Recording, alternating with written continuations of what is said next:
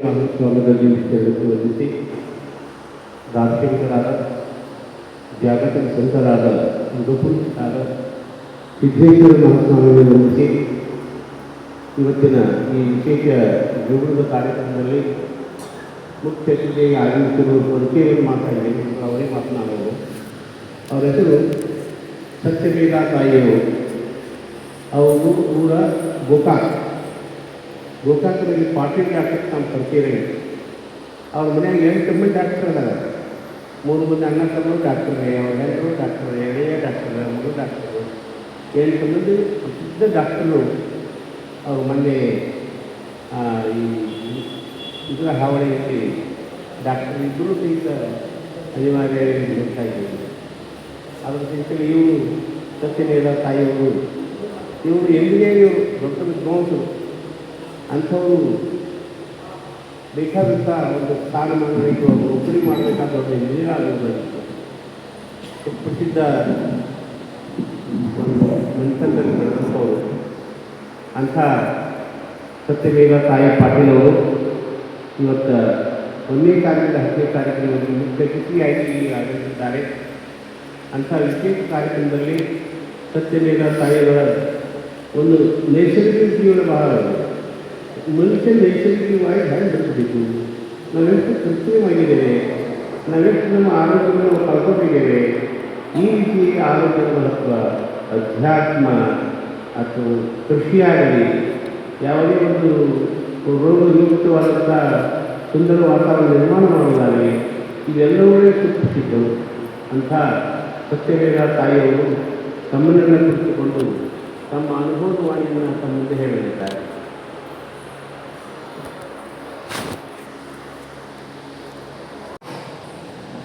ಶರಣು ಶರಣು ಕೂಡ ಶರಣು ಶರಣು ಎನ್ನುತ್ತಿದ್ದೇನಯ್ಯ.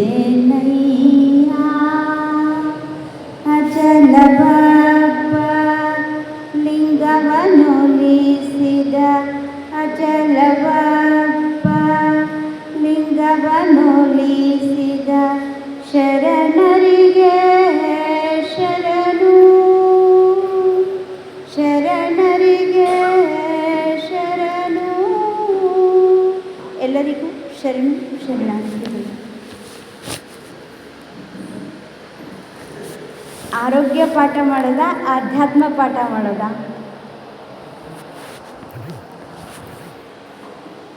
ಯಾವುದಾದ್ರೂ ಒಂದನ್ನು ಆಯ್ಕೆ ಮಾಡಿಕೊಡಿ. ನೀವೆಲ್ಲ ಆಧ್ಯಾತ್ಮ ಬಲ್ಲಿದರು, ಗುರು ಸ್ವರೂಪಿಗಳು.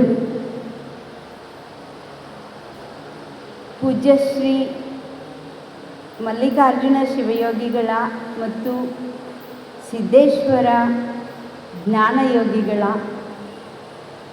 ಒಂದು ಗರಡಿಯಲ್ಲಿ ಪಳಗಿದಂತಹ ಅರಿವಿನ ಮೂರ್ತಿಗಳೇ ಆಗಿದ್ದೀರಿ.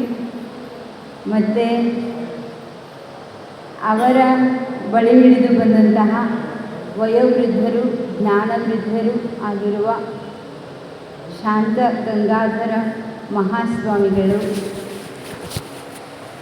ಇಷ್ಟೆಲ್ಲ ಹಿನ್ನೆಲೆ ಇಟ್ಕೊಂಡು ನೀವೆಷ್ಟು ಶಾಸ್ತ್ರ ಕೇಳಿದ್ದೀರಿ, ಎಷ್ಟು ಪ್ರವಚನ ಕೇಳಿದ್ದೀರಿ, ಅದನ್ನೆಲ್ಲ ಅರ್ಗಿಸ್ಕೊಂಡು ಕುಡ್ದಿದ್ದೀರಿ. ಎಲ್ಲರೂ ಜ್ಞಾನಿಗಳು ಕೂತಿದ್ದೀರಿ ನನ್ನ ಮುಂದೆ.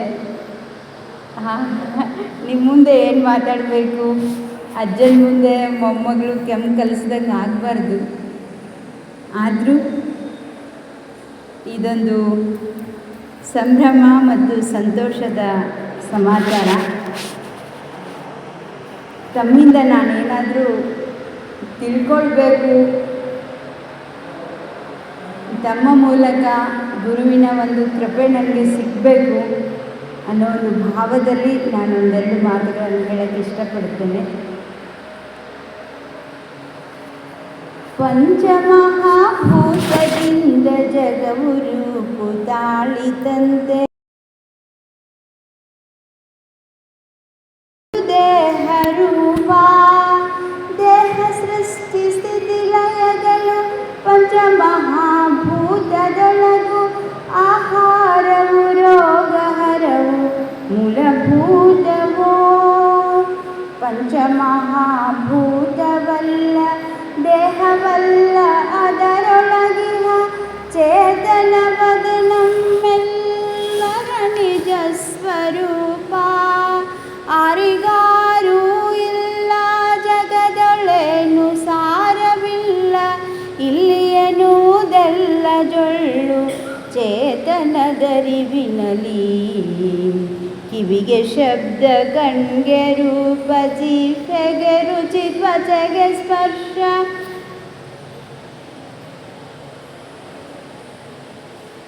ಕಿವಿಗೆ ಶಬ್ದ, ಕಣ್ಗೆ ರೂಪ, ಜಿಹ್ವೆಗೆ ರುಚಿ, ತ್ವಚೆಗೆ ಸ್ಪರ್ಶ, ಪರಿಮಳವದು ನಾಸಿಕದಾಹಾರ.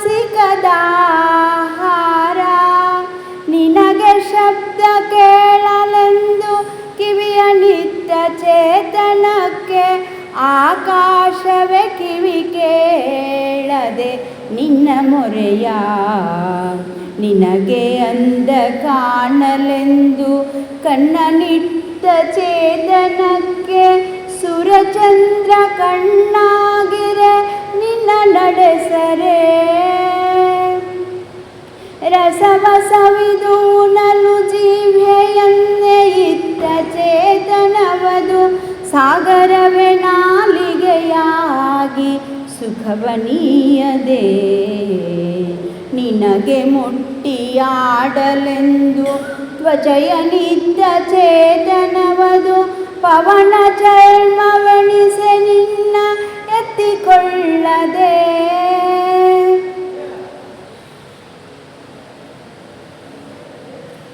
ಪರಿಮಳವನ್ನು ಸವಿಯಲೆಂದು ಮುಗನಿತ್ಯ ಚೇತನವದು ಭುವಿನಾಸಿಕವಾಗಿ ಕೊಳೆಯ ಕಳೆದು ಹಾಕದೆ. ಜಾಗ್ರ ಸ್ವಪ್ನ ನಿದ್ರೆಗಳಲ್ಲಿ ಚೇತನದಲ್ಲಿ ಮನವ ನಿಲ್ಲಿಸೆ. ಕಾಯಿಲೆಗಳ ಕೀಲು ಮುರಿದು ಬೀಳದಿರುವುದೇ ಚೇತನವೇ ತಾನಾಗುತ್ತ ಅದನ್ನೇ ಎಲ್ಲರೊಳಗೂ ಕಾಣಲಾರೋಗ್ಯದ ಮೂಲವೀಗ ತಿಳಿಯದಿರುವುದೇ. ಆರೋಗ್ಯದ ಮೂಲವೀಗ ತಿಳಿಯದಿರುವುದೇ. ಆರೋಗ್ಯದ ಮೂಲವೀಗ ತಿಳಿಯದಿರುವುದೇ. ಇಲ್ಲಿ ಆರೋಗ್ಯ ಮತ್ತು ಆಧ್ಯಾತ್ಮ ಇವೆರಡು ಒಂದು ಮಾಲೆಯ ಎರಡು ಕೊನೆಗಳಿದ್ದ ಹಾಗೆ. ಆ ಎರಡು ಕೊನೆಗಳನ್ನು ಸೇರಿಸಿದಾಗಲೇ ಅದು ಮಾಲೆ ಅಂತ ಅನ್ನಿಸ್ಕೊಳ್ತದೆ ಮತ್ತು ಕೊರಳೊಳಗೆ ಹಾಕೊಳ್ಳೋಕ್ಕೆ ಬರ್ತದೆ ಅಥವಾ ಕೊರಳೊಳಗೆ ಹಾಕಕ್ಕೆ ಬರ್ತದೆ. ಹಾಗೆ ಆರೋಗ್ಯ ಮತ್ತು ಆಧ್ಯಾತ್ಮ ಎರಡನ್ನೂ ಸೇರಿಸುವಂತಹ ಒಂದೆರಡು ಮಾತುಗಳನ್ನು ನಾನು ಹೇಳಬೇಕು ಅಂತ ಇಷ್ಟಪಡ್ತೇನೆ. ವ್ಯಾವಹಾರಿಕವಾಗಿ ನಾವು ಮಾತಾಡೋದು ಆರೋಗ್ಯ ಅಂತ, ಅದರ ಅಂತರಂಗ ಅದು ಆಧ್ಯಾತ್ಮವೇ ಆಗಿರ್ತದೆ. ಸ್ವಾಸ್ಥ್ಯ ಅಂದರೆ ತನ್ನ ಸ್ಥಾನದಲ್ಲಿ ಸ್ಥಿರವಾಗಿ ಇರುವುದು, ತನ್ನ ಸ್ವರೂಪದಲ್ಲಿ ಸ್ಥಿರವಾಗಿ ಇರುವುದು.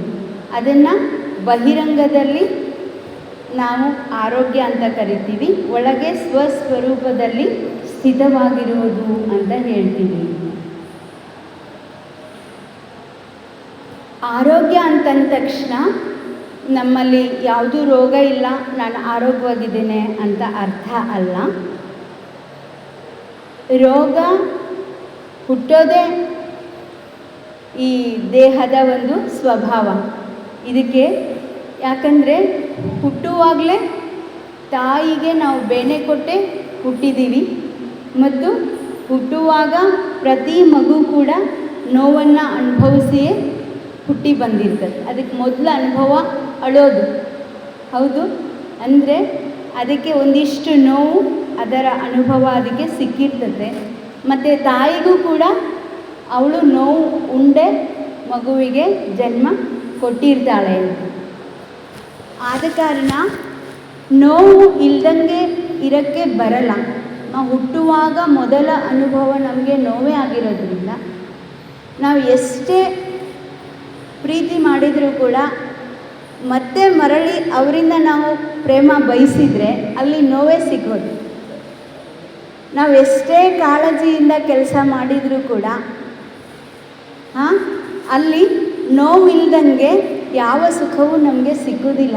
ಈ ಜಗತ್ತಿನಲ್ಲಿ ಶ್ರಮ ಇಲ್ಲದೆ, ದಣಿವಿಲ್ಲದೆ, ನೋವಿಲ್ಲದೆ, ಕಷ್ಟ ಇಲ್ಲದೆ, ಕೊನೆಗೆ ದುಃಖ ಇಲ್ಲದೆ ಈ ದೇಹ ಮತ್ತು ಜೀವದ ಯಾವುದೇ ವ್ಯಾಪಾರಗಳು ನಡೆಯೋದಿಲ್ಲ. ಹುಟ್ಟು ಅದು ನೋವು ಕೊಟ್ಟು ಬಂದಿರೋದು, ನೋವು ತಕ್ಕಂಡೇ ಹುಟ್ಟಿರೋದು. ಸಾವು ಕೂಡ ನೋವು ಕೊಟ್ಟು ನೋವು ತಕ್ಕಂಡೇ ಅದು ನಮ್ಮನ್ನು ಬಿಡುಗಡೆ ಮಾಡೋದು. ಆದರೆ ನಮಗೆ ಹುಟ್ಟು ಹಬ್ಬ ಅಂತ ಅನ್ನಿಸ್ಕೊಳ್ಳುತ್ತದೆ. ಯಾವಾಗ ಅದು ನಿಜವಾಗಿಯೂ ಹಬ್ಬವ? ಯಾವಾಗ ಹಬ್ಬ ಆಗ್ತದೆ? ಯಾವಾಗ ಅದನ್ನು ನಾವು ಹಬ್ಬ ಅಂತ ಕರೀಬಹುದು ಅಂತ ಈ ಒಂದು ಚಿಂತನೆಯನ್ನು ಇಟ್ಕೊಂಡು ನಮ್ಮ ಬದುಕು ಕಷ್ಟ ಹೌದು, ಆದರೂ ಅದನ್ನು ಕೂಡ ನಮ್ಮ ಬದುಕನ್ನು ಕೂಡ ಹಬ್ಬ ಮಾಡ್ಕೊಳ್ಬೋದಾ? ಸಂತೋಷಮಯವಾಗಿ ಅದನ್ನು ನಾವು ಬದುಕಬಹುದಾ? ಅದನ್ನೊಂದು ಸುಖದ ಸುಗ್ಗಿ ಆಗಿಸ್ಕೊಳ್ಬೋದಾ ಅಂತ ಒಂದು ಚಿಂತನೆ. ನೋಡಿ, ಈ ಜಗತ್ತಿನಲ್ಲಿ ಸುಖ ಮತ್ತು ದುಃಖ ಒಂದಕ್ಕೊಂದು ಜೊತೆಯಾಗಿದ್ದಾವೆ ಅಂತ. ಅವೆರಡನ್ನೂ ಬೇರ್ಪಡಿಸೋಕ್ಕಾಗೋದಿಲ್ಲ. ಎಲ್ಲಿಯವರೆಗೂ ಹುಟ್ಟಿದೆ ಅಲ್ಲಿಯವರೆಗೂ ನನ್ನ ಪ್ರಯಾಣ ಸಾವಿನ ಕಡೆಗೇ ಚಲಿಸ್ತಾ ಇರ್ತದೆ ಅಂತ. ಪ್ರತಿಯೊಂದು ಜೀವ ಹುಟ್ಟಿದೆ ಅಂತಂದರೆ ಅದರ ಪ್ರಯಾಣ ಸಾವಿನ ಕಡೆಗೇ ಚಲಿಸ್ತಾ ಇದ್ದೇನೆ ಅಂತಲೇ ಅರ್ಥ. ಹಾಗಾದರೆ ನಮಗೆ ಹುಟ್ಟು ಹಬ್ಬ ಅನ್ನಿಸ್ಕೊಳ್ತದೆ, ಆದರೆ ಸಾವು ಯಾಕೆ ಹಬ್ಬ ಆಗೋದಿಲ್ಲ? ತಿಳಿದವರಿಗೆ ಸಾವು ಕೂಡ ಹಬ್ಬ ಆಗಿದ್ದುಂಟು. ತಿಳಿಯದವರಿಗೆ ಮಾತ್ರ ಒಂದು ಸುಖ ಇನ್ನೊಂದು ದುಃಖ ಅನ್ನಿಸ್ಕೊಳ್ತದೆ.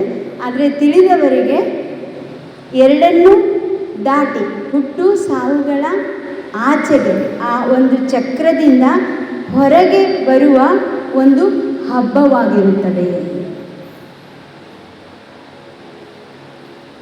ಅದನ್ನು ನಾವು ಹುಟ್ಟು ಸಾವುಗಳ ಒಂದು ಚಕ್ರದಿಂದ ಹೊರಗೆ ಇರುವಂತಹ ಒಂದು ಅಸ್ತಿತ್ವಕ್ಕೆ ನಾವು ಲಿಂಗ ಅಂತ ಕರಿತೇವೆ. ಅಂದರೆ ಯಾವುದರ ಒಳಗೆ ಇದೆಲ್ಲವೂ ಹುಟ್ಟಿದೆಯೋ ಮತ್ತು ಎಲ್ಲವೂ ಲಯವಾಗುತ್ತದೆಯೋ ಮತ್ತು ಯಾವುದರಲ್ಲಿ ಇದು ಸ್ಥಿತಿಗೆ ಒಳಪಟ್ಟಿದೆಯೋ ಮತ್ತು ಈ ಸೃಷ್ಟಿ ಸ್ಥಿತಿ ಲಯಗಳ ಮೂಲಕ ಅದು ಅಮೃತವನ್ನೇ ಸ್ಫುರಿಸುವಂತಾಗಿದೆಯೋ, ಸುಖದ ಸುಗ್ಗಿಯನ್ನೇ ನಮಗೆ ನೀಡುವಂತಾಗಿದೆಯೋ, ಅದನ್ನು ನಾವು ಗುರು, ಲಿಂಗ ಮತ್ತು ಜಂಗಮ ಅನ್ನುವಂತಹ ಒಂದು ಮಂಗಲ ನಾಮದಿಂದ ಕರೀತೇವೆ.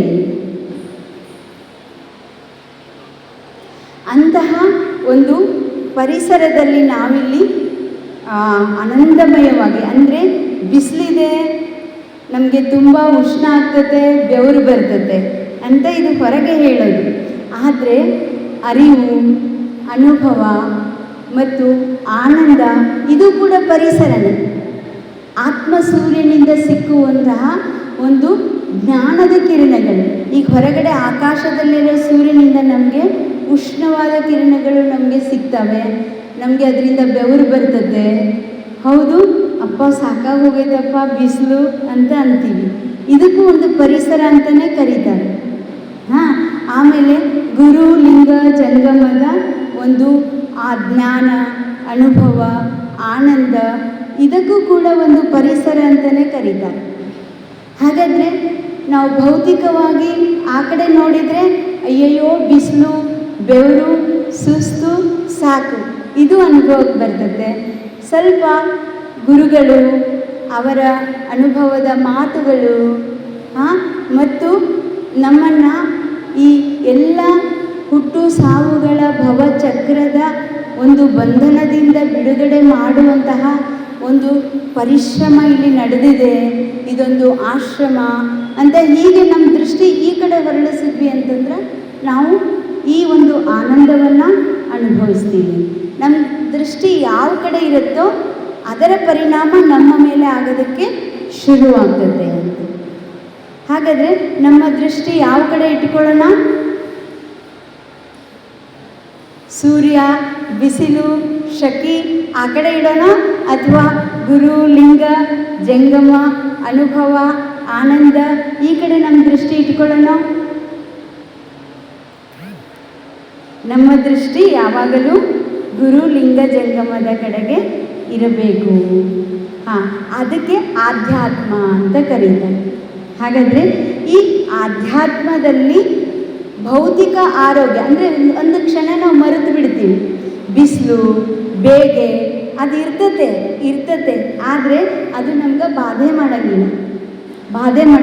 ಅದು ಬರ್ತದೆ ಮತ್ತು ಹೋಗಿಬಿಡ್ತದೆ. ನಮಗದರ ಸ್ಪರ್ಶ ಆಗೋದಿಲ್ಲ. ಆಗಮ ಪಾಯಿನಃ ಅನಿತ್ಯಾಹ ತಾಂ ತಿತಿಕ್ಷಸ್ವ ಭಾರತ. ಅಂದರೆ ಅವೆಲ್ಲವೂ ಕೂಡ ಬರುತ್ತವೆ, ಹೋಗುತ್ತವೆ, ಆದರೆ ಅದನ್ನು ಸಹಿಸಿಕೊಳ್ಳುವಂತಹ ಶಕ್ತಿ ನನಗೆ ಬರುತ್ತದೆ. ಎಲ್ಲಿ ನನ್ನ ದೃಷ್ಟಿಯನ್ನು ಇರಿಸುವುದರಿಂದ ಎಲ್ಲ ಬೇಗೆ, ಬವನೆ, ದುಃಖ, ದುಮ್ಮಾನಗಳನ್ನು ನಾನು ಸಹಿಸಿಕೊಳ್ಳುವ ಶಕ್ತಿಯನ್ನು ಪಡೆಯುತ್ತೇನೆಯೋ ಅಂತಹ ದೃಷ್ಟಿ ನಮಗೆ ಇರಬೇಕು.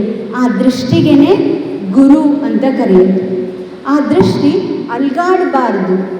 ಒಂದು ಸತಿ ಆ ದೃಷ್ಟಿ ನನಗೆ ಸಿಕ್ಕ ಮೇಲೆ ಮತ್ತೆ ಅಲ್ಲಿಂದ ಆ ದೃಷ್ಟಿಯನ್ನು ಕಿತ್ತು ಮತ್ತು ಇನ್ನೊಂದರ ಕಡೆಗೆ ಇಡಬಾರದು, ಅದನ್ನು ಅಲ್ಗಾಡಿಸಬಾರ್ದು. ನಾವೆಲ್ಲರೂ ಹೇಳ್ತೀವಿ, ಏನೋ ದೃಷ್ಟಿ ಆಯಿತು ಅಂತ ಹೇಳ್ತಾರೆ. ಯಾರು ಬಹಳ ಚೆಂದಾಗಿ ಅಲಂಕಾರ ಮಾಡ್ಕೊಂಡಿದ್ರು ಅಥವಾ ಮಕ್ಕಳು ಬಹಳ ಮುದ್ದಾಗಿ ಕಾಣಿಸ್ತಿದ್ರು ಅಂತಂದ್ರೆ ಏನೋ ದೃಷ್ಟಿ ಆಯಿತು, ಕೂಸು ಅಳಾಕತ್ತಂದ್ರೆ ದೃಷ್ಟಿ ಆಗಿರ್ಬೇಕು ನೋಡ್ರಿ ಅಂತ ಹೇಳ್ತೀವಿ.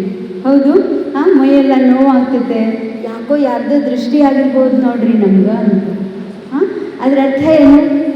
ಯಾರ ದೃಷ್ಟಿ ಇಳಿಸ್ತೀವಿ ನಾವು? ಫಸ್ಟ್ ಫೈಲ ದೃಷ್ಟಿ ಇಳಿಸ್ಬೇಕಾದ್ರೆ ಯಾರ ದೃಷ್ಟಿ ಇಳಿಸ್ತೀವಿ? ತಾಯಿದೇ ದೃಷ್ಟಿ. ಮಗುಗೆ ಯಾರ ದೃಷ್ಟಿ ಬಿದ್ದತೆ?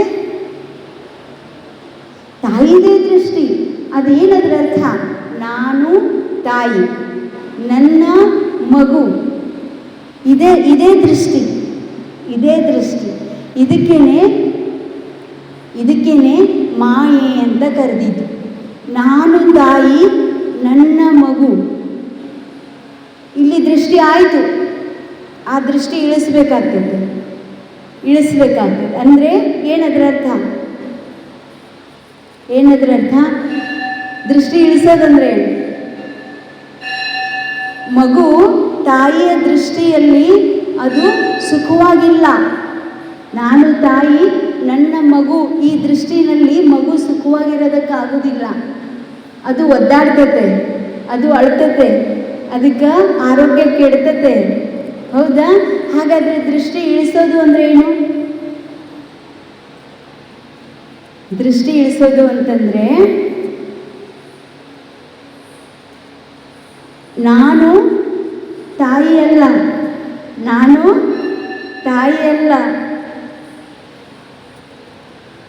ಮಗುವಿನಿಂದಾಗಿ ನನಗೆ ತಾಯಿ ಪದ ಸಿಕ್ಕಿದೆ. ನಾನು ತಾಯಿ, ನನ್ನ ಮಗು ಅಲ್ಲ. ಮಗು ತಾಯಿ ಪದಕ್ಕೆ ಜನ್ಮವನ್ನು ನೀಡಿದೆ. ಮಗುವಿನಿಂದಾಗಿ ನನಗೆ ತಾಯಿಯ ಪದವಿ ಸಿಕ್ಕಿದೆ. ವ್ಯತ್ಯಾಸ ಇದೆಯಾ? ನಾನು ತಾಯಿ, ನನ್ನ ಮಗು ಅನ್ನೋದಕ್ಕೂ ಮಗುನೇ ನನಗೆ ತಾಯಿ ಪದವಿಯನ್ನು ಕೊಟ್ಟಿದೆ. ಮಗುವಿನಿಂದಾಗಿ ನನಗೆ ತಾಯಿ ಪದ ಸಿಕ್ಕಿದೆ.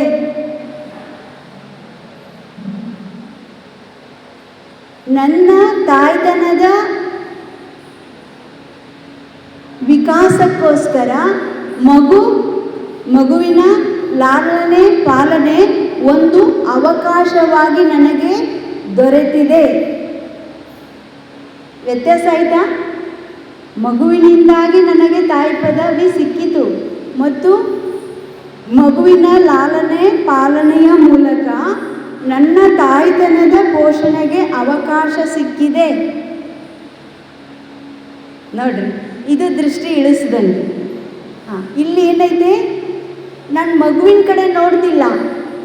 ನಾನು ತಾಯಿ ಅಂದ ತಕ್ಷಣ ನನ್ನ ದೃಷ್ಟಿ ಮಗುವಿನ ಕಡೆ ಹೋಗ್ತದ.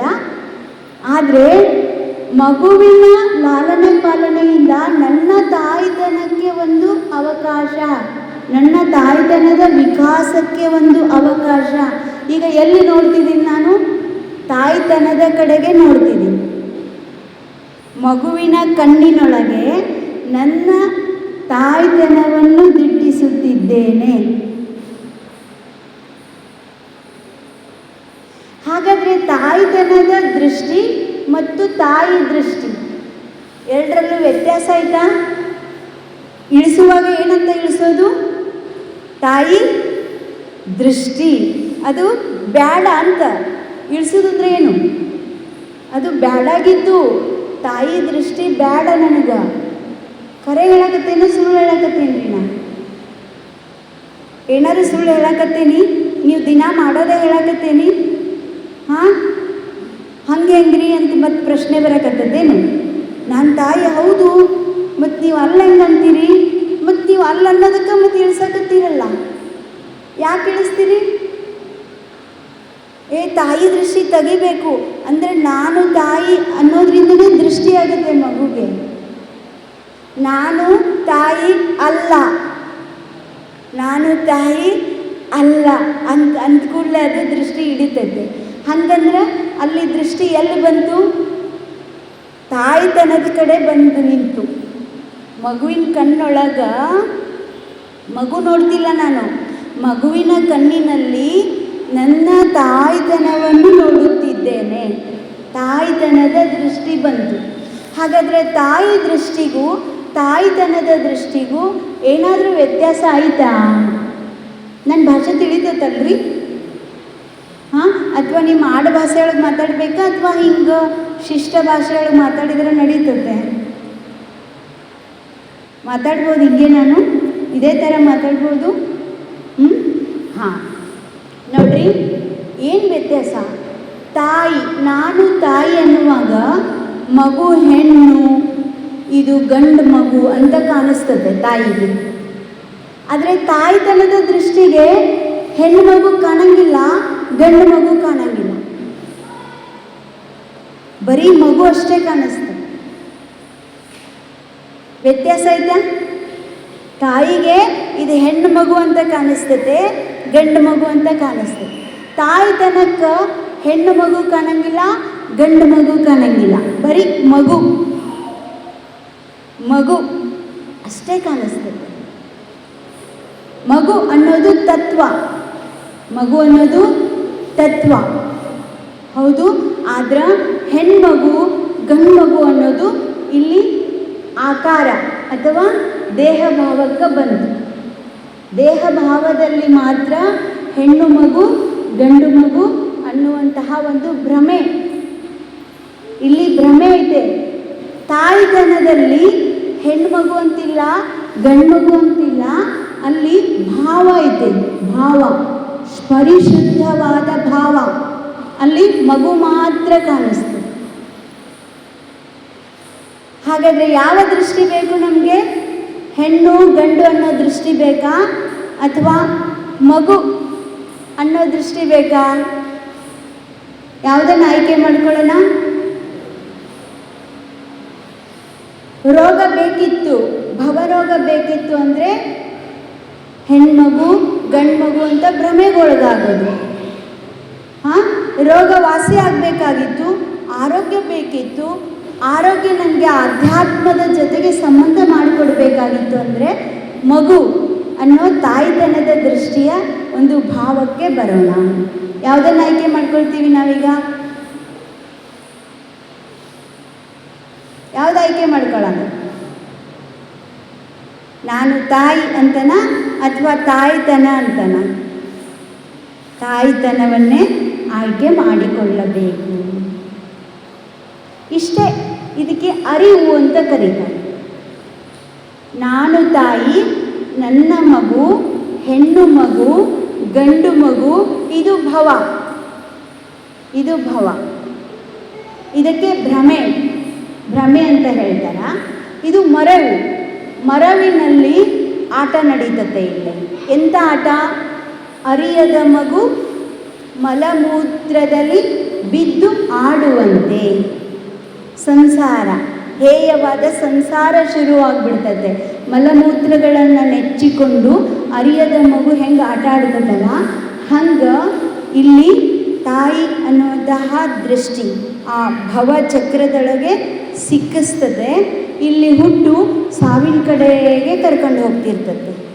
ಆದ್ರೆ ತಾಯ್ತನದ ದೃಷ್ಟಿನಲ್ಲಿ ಕೇವಲ ಶಿಶುಭಾವವಿದೆ. ಶಿಶುಭಾವವಿದೆ. ಇಲ್ಲಿ ಭ್ರಮೆ ಇಲ್ಲ, ಭ್ರಮೆ ಇಲ್ಲ. ಮತ್ತು ದೇಹ ಭಾವ ಅಳಿದಿದೆ. ಒಂದು ಜೀವ,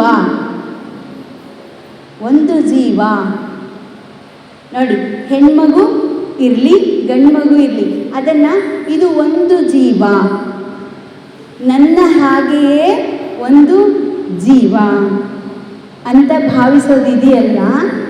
ಒಂದು ಹೊಲಿಗೆ ಬಿಡುಗಡೆ ಆಯಿತು. ಒಂದು ಮರವಿನ ಹೊಲಿಗೆ, ಒಂದು ಅರಿವಿನ ಕಿಡಿ ಹೊತ್ತಿಕೊಂಡಿತು. ನನ್ನ ಹಾಗೆಯೇ ಒಂದು ಜೀವ ಅಂದ್ಕೊಂಡು, ನನ್ನಿಂದ ಭಿನ್ನವಿಲ್ಲದ ನನ್ನದೇ ಒಂದು ಅಂಶ ಅಂತ ಏನಿದು ಸಂಬಂಧ ಬರ್ತದಲ್ಲ, ಜೀವಕ್ಕೆ ಜೀವ ಸಂಬಂಧ ಬರ್ತದಲ್ಲ, ಇಲ್ಲಿ ಅರಿವು ತೆರೆದುಕೊಂಡು ಅಂತಹ ತಾಯಿ ಗುರುವಾಗುತ್ತಾಳೆ. ಹೌದು, ಜನನಿ ತಾನೇ ಮೊದಲ ಗುರು, ಮನೆಯೇ ಮೊದಲ ಪಾಠಶಾಲೆ. ಹಂಗಂದ್ರೆ ನಮ್ಮ ಮನೆ ಭಾಳ ಸಣ್ಣದೈತ್ರಿ, ಅಲ್ಲೆಲ್ಲಿ ಶಾಲೆ ಕಲಿಸೋದು? ದೊಡ್ಡ ದೊಡ್ಡ ಮನೆಯೊಳಗೆಲ್ಲ ಶಾಲೆ ಕಲಿಸ್ತಾರೆ, ನಮ್ಮ ಮನೆ ಭಾಳ ಗುಡಿಸ್ಲ ಸಣ್ಣದ ಹೆಂಗೆ? ಅಲ್ಲ, ಆ ಮನೆಯಲ್ಲ. ಮನೆಯ ಮೊದಲ ಪಾಠಶಾಲೆ ಅಂದರೆ ಈ ಮನೆಯಲ್ಲ, ಕಲ್ಲಿಂದು ಹಂಚಿಂದು RCC ಮನೆ ಅನ್ನಂಗಿಲ್ಲ. ತಾಯಿಯ ಗರ್ಭ ಏನೈತಲ್ಲ, ಆ ಗರ್ಭದಲ್ಲಿ ಏನು ಮಗು ವಾಸ ಮಾಡ್ತದಲ್ಲ, ಅದಕ್ಕೆ ಮನೆ ಅಂತ ಹೇಳೋದು. ಮಗು ತಾಯಿ ಹೊಟ್ಟೆನಲ್ಲಿ ಏನು ಮೂಡ್ತದಲ್ಲ, ಆ ಮುಹೂರ್ತ ಯಾರಾದರೂ ಕಂಡು ಹಿಡಿದಾರೇನು? ಇಲ್ಲಿ ಹೊಟ್ಟೆಯೊಳಗಿನ ಹೊರಗೆ ಬಂದಾಗ ನಾವು ಮುಹೂರ್ತ ನೋಡ್ತೀವಿ. ಇಷ್ಟು ಟೈಮ್ಗೆ ಈ ನಕ್ಷತ್ರ, ಈ ರಾಶಿ, ಹೌದು, ಇಂಥ ಮುಹೂರ್ತಕ್ಕೆ ಮಗು ಹುಟ್ಟುತ್ತೆ, ಹೆಣ್ಮಗು ಗಂಡು ಮಗು ಅಂತ ಲೆಕ್ಕ ಬರೆದಿಡ್ತೀವಿ. ಮತ್ತು ಅದಕ್ಕೆಲ್ಲ ಜಾತಕ ಎಲ್ಲ ಕುಂಡಲಿ ಎಲ್ಲ ಬರೆದಿಡ್ತೀವಿ, ಹೌದು. ಆದರೆ ತಾಯಿ ಹೊಟ್ಟೆಯೊಳಗೆ ಮೂಡಿದ ಮುಹೂರ್ತವನ್ನು ಯಾರಾದರೂ ಲೆಕ್ಕ ಇಟ್ಟಾರೇನು? ಅದು ಬೇಕು ನಮಗೆ. ಅದು ನಿಜವಾದ ಮುಹೂರ್ತ. ಅದು ಯಾರಿಗೂ ಗೊತ್ತಿಲ್ಲ ಅಂತ ಒಪ್ಕೋಬೇಕು ನಾವು. ಅದನ್ನು ಒಪ್ಕೊಳ್ಳೋದ್ರಲ್ಲೇ ಸುಖ. ನನಗೆ ಗೊತ್ತಿಲ್ಲ, ಈಗ ನಂಗೆ ಗೊತ್ತೈತೆ ತಾಯಿ ಹೊಟ್ಟೆನಿಂದ ಹುಟ್ಟಿದ್ದು ಈ ದಿನಾಂಕ ಅಂತ ಗೊತ್ತೈತೆ, ಹೌದಾ? ಎಷ್ಟೋ ಜನರು ಅದನ್ನು ಬರೆದಿಡ್ತಿರ್ಲಿಲ್ಲ. ನಿಮ್ಗೆ ಯಾರಿಗಾದ್ರೂ ಗೊತ್ತೈತೆ? ಎಷ್ಟು ಜನರಿಗೆ ಗೊತ್ತೈತೆ ನೀವು ಯಾವಾಗ ಹುಟ್ಟಿರಿ ಅಂತ? ಭಾಳ ಜನರಿಗೆ ಗೊತ್ತೇ ಇಲ್ಲ. ಶಾಲೆಯೆಲ್ಲ ಶುರುವಾದಮೇಲೆ ಶಾಲೆಗೆ ಹೆಸರು ಹಚ್ಚುವಾಗ ಎಲ್ಲರೂ ಆಲ್ಮೋಸ್ಟ್ ಜೂನ್ ತಿಂಗಳದಾಗ ಹುಟ್ಟಿರ್ತಾರೆ. ಅವ್ರು ಯಾವಾಗ ಹುಟ್ಟಿರಲಿ, ಹಿಂದೆ ಹುಟ್ಟಿರಲಿ ಮುಂದೆ ಹುಟ್ಟಿರಲಿ, ಒಟ್ಟು ಜೂನ್ಯಾಗ ಬರ್ಕೊಂಡ್ಬಿಟ್ಟಿರ್ತಾರೆ. ಗೊತ್ತಿಲ್ಲ ನಿಮ್ಗೆ? ಬಹಳ ಮಂದಿ ಖರೆ ಹುಟ್ಟು ಹಬ್ಬದ ದಿನ ಗೊತ್ತಿಲ್ಲ, ಹುಟ್ಟಿದ ದಿನ ಗೊತ್ತಿಲ್ಲ. ಶಾಲೆ ಶುರುವಾದ್ಮೇಲೆ ಶುರುವಾಯ್ತು ಇದು ಬರ್ಕೊಳ್ಳೋದು. ಒಂದು ಶಾಲೆ ಶುರು ಇರಲಿಲ್ಲ, ಶಾಲೆ ಇತ್ತೀಚೆಗೆ ಬಂತು. ನಮ್ಮ ಸ್ವತಂತ್ರ ಸಿಕ್ಕ ಮೇಲೆ ಮನೆಗೆ ಶಾಲೆಗೆ ಬಂದು, ಊರಿಗೆ ಶಾಲೆಗೆ ಬಂದು ಎಲ್ಲರೂ ಶಾಲೆಗೆ ಹೋಗೋದು ಶುರುವಾಯಿತು. ಶಾಲೆಗೆ ಹೆಸರು ಹಚ್ಚಿದ ಮೇಲೆ ಹುಟ್ಟಿದ ದಿನಾಂಕ ಬರ್ಕೊಳ್ಳೋಕೆ ಶುರು ಮಾಡಿದರು. ಎಷ್ಟೋ ಜನ ಮೇ ಒಳಗೆ ಹುಟ್ಟಿದ್ರು ಜೂನ್ ಅಂತೆ ಬರೀತಾರೆ. ಅಕ್ಟೋಬರ್ನಾಗ ಹುಟ್ಟಿದ್ರು ಒಂದೆರಡು ತಿಂಗಳು ಈ ಕಡೆಯಿಂದ ಎಳಕ್ಕೆ ತಂದು ಈ ಕಡೆ ಜೂನ್ಗೆ ಹಾಕ್ತಾರೆ, ಒಂದೆರಡು ತಿಂಗಳು ಆ ಕಡೆಯಿಂದ ತಂದನು ಜೂನ್ಗೆ ಹಾಕಿರ್ತಾರೆ. ಅದು ಖರೇದ್ದಲ್ಲ. ಆಮೇಲೆ ಬಹಳ ಕರಾರುವಕ್ಕಾಗಿ ಖರೆ ನಾನು ಜನ್ಮದಿನ ಬರೆದಿರ್ತೀನಿ ಅಂದರೂ ಸಹಿತ ಅದು ನಿಜವಾದ ಜನ್ಮದಿನ ಅಲ್ಲಲ್ಲ. ನಾನೇನು ಹೇಳ್ತಾ ಇದ್ದೀನಿ, ತಾಯಿ ಹೊಟ್ಟೆಯೊಳಗೆ ಮೂಡಿದ ಕ್ಷಣ, ಆ ಮುಹೂರ್ತ, ಆ ದಿನ ಯಾರಾದರೂ ಬರೆದಿಡೋಕ್ಕೆ ಸಾಧ್ಯತೆಯೇನು? ಹಂಗಂದ್ಮೇಲೆ ಗೊತ್ತಿಲ್ಲ ಅನ್ನೋದ್ರಲ್ಲಿ ಸುಖ ಐತೆ ಇಲ್ಲ? ಏನು ಗೊತ್ತೈತೆ ಅನ್ನೋದ್ರಲ್ಲಿ ಸುಖ ಐತೆ? ನನಗೆಲ್ಲ ಗೊತ್ತು ಅನ್ನೋದ್ರಲ್ಲಿ ಸುಖ ಆಯಿತು? ಗೊತ್ತಿಲ್ಲಪ್ಪ ದೇವ್ರೆ, ನನಗೊಂದು ಅವಕಾಶ ಮಾಡಿಕೊಟ್ಟು ನೀನು ಈ ದೇಹ ಒಂದು ಅವಕಾಶ ಮಾಡಿಕೊಟ್ಟಿದೆಯಾ, ಇದನ್ನು ನಾನು ಸದುಪಯೋಗ ಮಾಡಿಕೊಳ್ಬೇಕು. ತಾಯಿ ಏನು ಮಾಡಬೇಕು? ಹೆಣ್ಮಗು ಗಂಡು ಮಗು ಅನ್ನೋ ಗೊಡವೆ ಇಲ್ಲದೇ ನನ್ನ ತಾಯ್ತನವನ್ನು ತೃಪ್ತಿಪಡಿಸ್ಕೊಳ್ಳೋದಕ್ಕೆ ನಾನು ಮಗುವನ್ನು ಲಾಲನೆ ಮಾಡ್ತೇನೆ, ಪಾಲನೆ ಮಾಡ್ತೇನೆ. ದೇವರೇ ನನಗೆ ಒಂದು ಅವಕಾಶ ಕೊಟ್ಟಿದೀಯಾ ಅಂತ ಅಂದ್ಕೊಂಡು ಮತ್ತೊಂದು ನನಗೆ ಗೊತ್ತಿಲ್ಲ. ಹಾಂ, ಲಿಂಗವನಲ್ಲದೆ ಬೇರೊಂದ ನರಿಯದಿಪ್ಪುದೇ ಲಿಂಗಾಚಾರ. ಅದೇ ಭಕ್ತಿ, ಅದು ಭಾವ. ಭಕ್ತಿ ಭಾವದ ಕಡೆ ಕರ್ಕೊಂಡು ಹೋಗ್ಬೇಕು. ಯಾವುದು ಎಲ್ಲಿ ಸಂಬಂಧ ಆಳವಾಗೈತಲ್ಲ ಅದು ಅಲ್ಲಿ ಭಕ್ತಿ ಭಾವ ಅರಳಿಸೋಕ್ಕೆ ದಾರಿ ಮಾಡಿಕೊಡ್ತತೆ. ಇಲ್ಲೇನೈತೆ? ತಾಯಿ, ಹೆಣ್ಮಗು, ಗಂಡ್ಮಗು, ಇಲ್ಲಿ ಆಳ ಇಲ್ಲ. ಇದು ಆಳ ಇಲ್ಲ, ಕೊಚ್ಚೆ ಕೆಸರು ಐತೆ. ಆದರೆ ತಾಯ್ತನದ ತೃಪ್ತಿ, ಹಾಂ, ಹೆಣ್ಣಂತ ಗೊತ್ತಿಲ್ಲ, ಗಂಡಂತ ಗೊತ್ತಿಲ್ಲ, ಯಾವ ದಿನಾಂಕ ಅಂತ ಗೊತ್ತಿಲ್ಲ. ಹಾಂ, ಆ ಒಂದು ನಮ್ರತೆ ಇದೆಯಲ್ಲ, ದೇವರೇ ನೀನು ನನ್ನ ತಾಯ್ತನದ ತೃಪ್ತಿಗೋಸ್ಕರ ಮಗುವನ್ನು ನನಗೊಂದು ಅವಕಾಶ ಮಾಡಿಕೊಟ್ಟಿದೀಯಾ, ಇದನ್ನು ಲಾಲನೆ ಪಾಲನೆ ಮಾಡೋದ್ರ ಮೂಲಕ ನನ್ನ ತಾಯ್ತನವನ್ನು ತೃಪ್ತಿ ಮಾಡಿಕೊಳ್ತೇನೆ ಅಂತ ಆಳ ಇದೆಯಲ್ಲ, ಈ ಆಳ ಅದು ಈಶ್ವರನ ದರ್ಶನ ಮಾಡಿಕೊಡುತ್ತದೆ, ಭಕ್ತಿ ಭಾವವನ್ನು ಹುಟ್ಟಿಸುತ್ತದೆ. ಅಂದರೆ ದೇಹ ಭಾವ ಅಳೆದು ಒಂದು ಜೀವ ಶ್ರೇಷ್ಠ ಜೀವ ಅನ್ನೋ ಮಟ್ಟಕ್ಕೆ ಸಂಸ್ಕಾರ ಪಡೆದಾಗ ಆ ಜೀವ ಭಾವವನ್ನು ದಾಟಿ ನಾನು ಭಕ್ತಿ ಭಾವವನ್ನು ಓಡಿಸಿಕೊಳ್ಳೋದಕ್ಕೆ ದಾರಿ ಆಗ್ತದೆ. ಹಾಗಾದರೆ ಈ ದೇಹ ತಂದೆ ತಾಯಿಯಿಂದ ಹುಟ್ಟಿತು ಅನ್ನೋದು ಒಂದು ಅಜ್ಞಾನದಲ್ಲಿ ಅದು ವಿವರಣೆ ಬರ್ತದೆ. ಕರ್ಮ ರೀತಿಯಲ್ಲಿ ಅದು ಮಳೆ, ಧಾನ್ಯಗಳು, ಧಾನ್ಯದ ಮೇಲೆ ಅವರವರ ಹೆಸರು, ಅದನ್ನು ಸೇವನೆ ಮಾಡಿ ಅದು ವೀರ್ಯವೃದ್ಧಿಯಾಗಿ ಆಮೇಲೆ ಮಗುವಾಗಿ ಜನ್ಮ ತಾಳ್ತದೆ. ಇದೆಲ್ಲ ಕರ್ಮಕಾಂಡದಲ್ಲಿ ವಿವರಣೆ ಸಿಗ್ತದೆ. ಇನ್ನು ಜ್ಞಾನದಲ್ಲಿ ಹೇಳೋದಾದರೆ ಪಂಚಮಹಾಭೂತಗಳಿಂದ ಈ ಜಗತ್ತು ರೂಪುಗೊಂಡಿದೆ. ಅವುಗಳ ಪಂಚೀಕೃತ ರೂಪವೇ ಈ ಒಡಲು. ಹೌದು? ಹಾಂ, ಹಾಗಾದರೆ ನಾನು ಪಂಚಮಹಾಭೂತಗಳೇ ಅಲ್ಲ, ನಾನು ಪಂಚೀಕೃತವಾದ ಈ ಒಡಲೇನೂ ಅಲ್ಲ.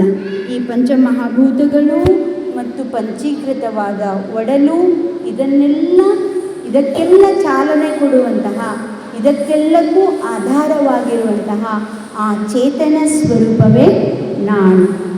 ಹಾಂ, ಇದು ಅರಿವು. ಹಾಂ, ಇದನ್ನು ಹಬ್ಬವಾಗಿಸಿಕೊಳ್ಳಬೇಕು. ಯಾವಾಗ ಈ ಅರಿವು ಸ್ಫುರಣೆಯಾಗುತ್ತದೆಯೋ ಅದು ನಿಜವಾದ ನನ್ನ ಹುಟ್ಟು, ಅದು ನಿಜವಾದ ಹುಟ್ಟು. ಅದನ್ನು ಲಿಂಗದ ಹಬ್ಬ, ಅದು ನಿಜವಾದ ಹುಟ್ಟು ಹಬ್ಬ ಅಂಥದ್ದನ್ನು ನಾವು ಇವಾಗ ಆಚರಿಸುವಂತಹ ಒಂದು ಸಂಭ್ರಮದಲ್ಲಿ ಇವತ್ತು ನಾನು ಪೀಠಿಕೆಯಾಗಿ ಒಂದೆರಡು ಮಾತುಗಳನ್ನು ತಮ್ಮ ಮುಂದೆ ಹೇಳಕ್ಕೆ ಇಷ್ಟಪಟ್ಟಿದ್ದೀನಿ. ಮತ್ತು ನಾಳೆ ಇದೇ ವಿಚಾರವಾಗಿ ಹೆಚ್ಚು ವಿಚಾರಗಳನ್ನು ತಿಳಿದುಕೊಳ್ಳೋಣ ಅಂತ ಹೇಳ್ತಾ ತಮ್ಮೆಲ್ಲರ ಶ್ರೀಪಾದಕ್ಕೆ ನನ್ನ 2 ನುಡಿ ಪುಷ್ಪಗಳನ್ನು ಅರ್ಪಣೆ ಮಾಡ್ತಾ ಇದ್ದೇನೆ. ಮತ್ತು ಎಲ್ಲ ಗುರುಗಳ ಒಂದು ಪಾದಕ್ಕೆ ಮತ್ತು ಸಂತರ, ಶರಣರ ಅವರೆಲ್ಲ ನಡೆದಾಡಿದಂತಹ ಮತ್ತು ಅವರು ಮಾತನಾಡಿದಂತಹ, ಅವರ ಜೊತೆ ಒಡನಾಡಿದಂತಹ ಒಂದು ಎಲ್ಲ ತರಂಗಗಳಿಲ್ಲಿದ್ದಾವೆ. ಅವುಗಳನ್ನು ನಾನು ಈ ಒಂದು ವಾರದ ಈ ಉಪಸ್ಥಿತಿನಲ್ಲಿ ಅದನ್ನೆಲ್ಲ ಆಸ್ವಾದಿಸಬೇಕು. ನಿಮ್ಮ ಎಲ್ಲ ಜ್ಞಾನ, ಆ ಸ್ಪಂದನೆ ನನಗೆ ಸಿಕ್ಕಬೇಕು ಅಂತ ಗುರುಗಳಲ್ಲಿ ಪ್ರಾರ್ಥನೆ ಮಾಡ್ತಾ ಶರಣಾರ್ಥಿ.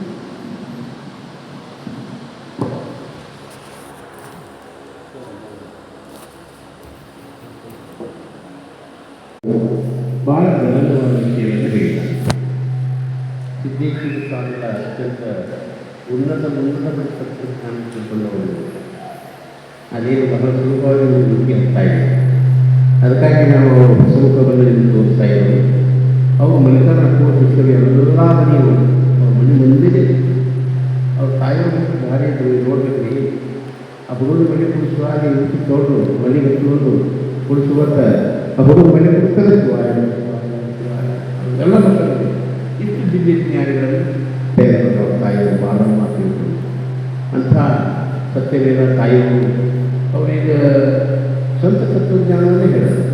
ಸ್ವಸಾಜ್ಞಾನಿ ಅವ್ರು ಯಾವುದನ್ನು ಓದ್ಕೊಂಡು ಮತ್ತು ಅದನ್ನು ತಂದೆ ಆ ರೀತಿಯಾಗಿ ಒಂಥರ ಸ್ವಯಮೇವ ಭೂತ್ವ ಅನ್ನುವಂಥ ತಮ್ಮದೇ ಆದ ಅನುಭವದ ಮಾತನ್ನು ಆಡ್ತಾ ಇದ್ದಾರೆ. ಅದಕ್ಕಾಗಿ ಅವರನ್ನು ಕಾಸಬೇಕು ಅಂತ ಹೇಳ್ಕೊಂಡು ಅಪೂರ್ಣ ಶಿಕ್ಷೆಯಿಂದ ನಮಗೆ ಬಹಳ ಸ್ಥಳಗಳಲ್ಲಿ ಸಾಮಾನ್ಯ ಎಲ್ಲರಿಗೂ ಸಹ ವಿಶ್ವಸತೆ ಆಹಾರ ಆಸನ ಗಾಯತ್ರಿ ವ್ಯಾಯಾಮ ಎಲ್ಲ ಮಾಡ್ತಾಯಿದ್ದಾರೆ. ಅದಕ್ಕಾಗಿ ಎಲ್ಲ ತಾಯಿಯ ಏನಿಲ್ಲ ಬ್ರಹ್ಮಸತ್ಯ ಜಗನ್ನಿತ್ಯ ಜೀವೋ ಬ್ರಹ್ಮೇನಾಪರ ಶಂಕರಾಚಾರ್ಯ ಸಿದ್ಧಾಂತ ಇದೊಂದೇ ಸಾಧನೆ ಇಡೀ ವೇದಾಂತ ಸಾಧನೆ. ಪರಮಾತ್ಮನ ಸತ್ಯರೂಪಿಯಾಗಿದ್ದಾರೆ. ಪರಮಾತ್ಮ ಸತ್ಯರೂಪರಾಗಿದ್ದಾರೆ. ಈ ಜಗತ್ತು ಮಿಥ್ಯ ರೂಪ ಇದೆ.